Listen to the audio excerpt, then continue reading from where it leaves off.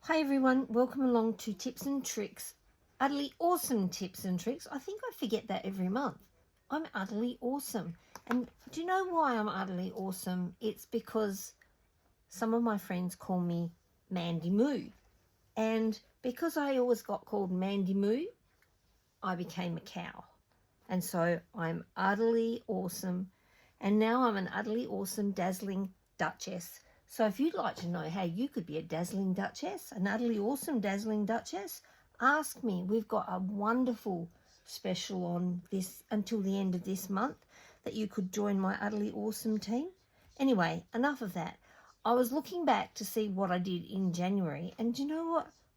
I couldn't even find my utterly awesome tips and tricks post for January. So I think I got a little bit sideswiped by my holiday to New Zealand and I missed some things and I'm really sorry. So I actually haven't got anyone to draw for my prize for tonight. So I'm just going to have to wait until next month and see who is the winner, for who will get my little gift for commenting, liking, sharing my video. And it will probably be the card that I'm going to show you how I made tonight. So first of all, my tips and tricks are about these red rubber stamps. Now, I don't know about you, but when we changed over to Stampin' Up and I saw these red rubber stamps, I sort of thought, oh, and you can't see through them. So how are you going to know where they go and where you stamp?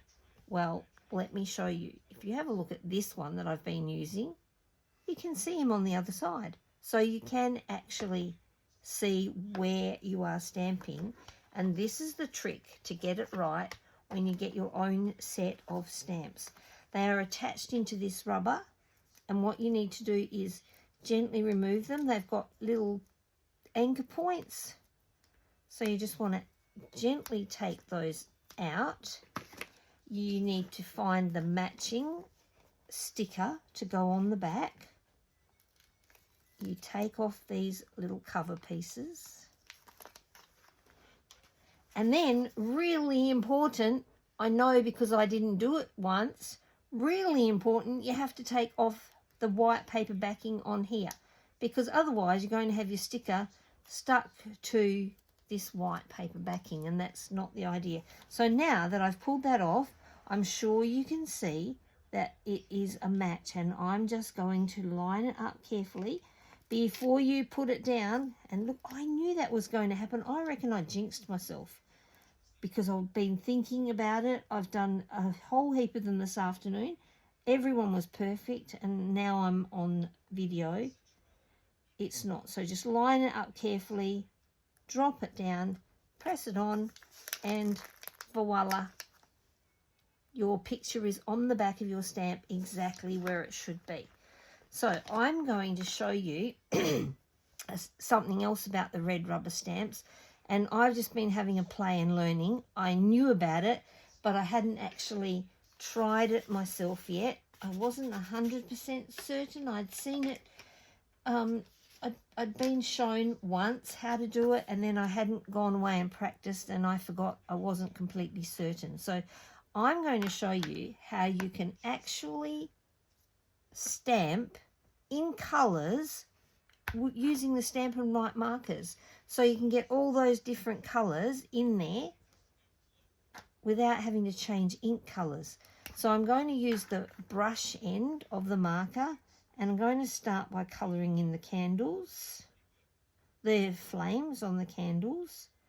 So I'm going all the way across this little stamp with all the flames with a yellow pen. This one is called Daffodil Delight, and it's part of the Brights collection. If you were to join Stampin' Up this month, as well as all the bonus goodies that you get for joining, you get to choose 2 packs of the Stampin' Write markers. Now I'm going to use the fine end of the red one and just come in here and add a little bit of red to the flame. There's a funny thing about these because they're water-based, and while I'm doing this, they're kind of drying. They look like they're dry, so they don't look like they're going to do anything at all. I'm going to start with a pink candle. I've chosen 3 colours for my candle. I've got pink, green and blue, so I'll do every third one in pink. And I'm using the brush one, but you could use the fine tip as well. 1, 2, 3. This looks gorgeous with florals, but I wanted to do this one and make a card out of this colour, out of this stamp, I mean. So now I'm going back and doing the one next to the pink one. I have done this twice practicing, and it's worked beautifully. So keep your fingers crossed for me that it's not going to be naughty and not work while you're watching me do this. Okay, the third candle is green. When I put it on, you can see it's wet and shiny, but it dries pretty much straight away. So how's it going to work? Well, it works like magic. Let me just shut that. And I want the yellow one, and I did get brown on my yellow tip, so I just need to clean that off. And now I'm going to do the icing on the cake.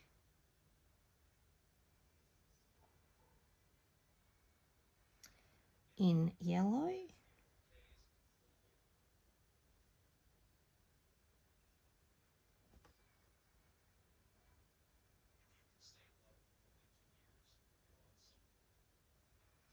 I'll just put some in there, but I'm pretty sure I just coloured that in later once I've stamped it. So now I'm going to have a chocolate cake, so the bits that are left here that I haven't coloured yet. Yeah, I'm pretty sure I went over all that yellow then. Okay, that's my chocolate cake. And my plate is going to be this pretty Coastal Cabana. Gorgeous colour, this one. I love sort of tealy blue kind of colours.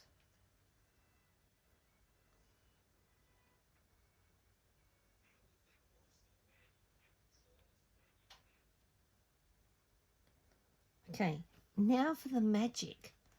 I'm going to pretend that I'm the big bad wolf, and I'm going to huff and puff on this, and it restarts the ink. It makes it work. When I should have tried one where I put it down so you could see what it was like without having done this, but if I breathe on it,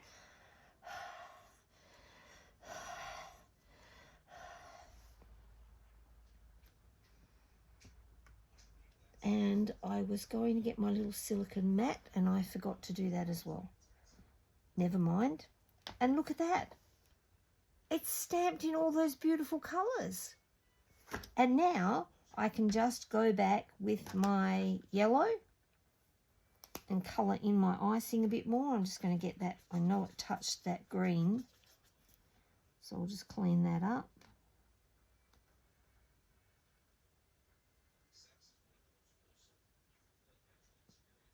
So the magic trick is that you can use this on your red rubber stamps, not on your clear photopolymer ones. It doesn't work on that. So you can colour in as well. And I did do up the top as well. So I'll just come in here, add some yellow for the top of the cake.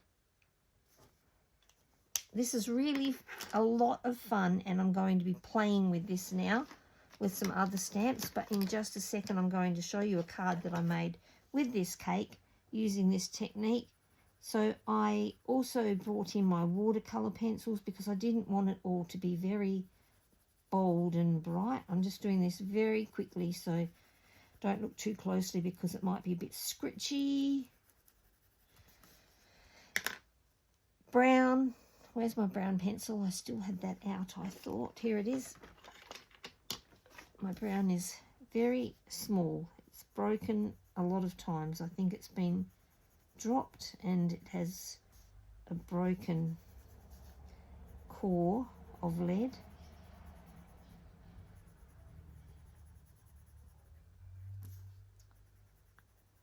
Now, I also used my Wink of Stella, and I love the Wink of Stella.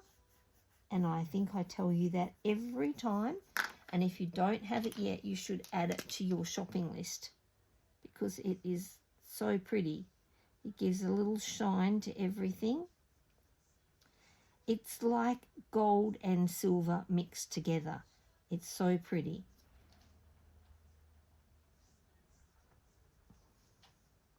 Now, on my first one, I actually didn't use the Wink of Stella on the cake because I just did that fine tipped glue, which is like one that we've used in the past. It's like liquid glass.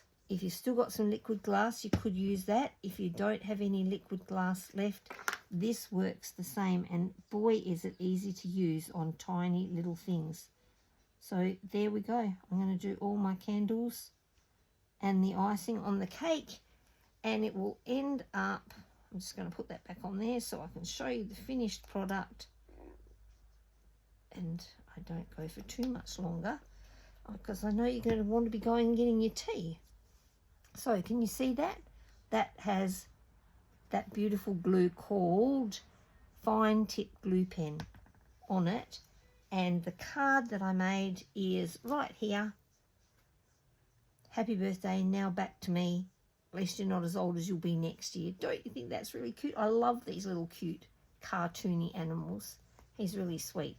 So whoever likes, comments and shares my video will go into the draw to get that card or one just like it for next month.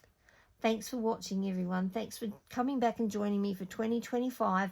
I look forward to seeing you again next month.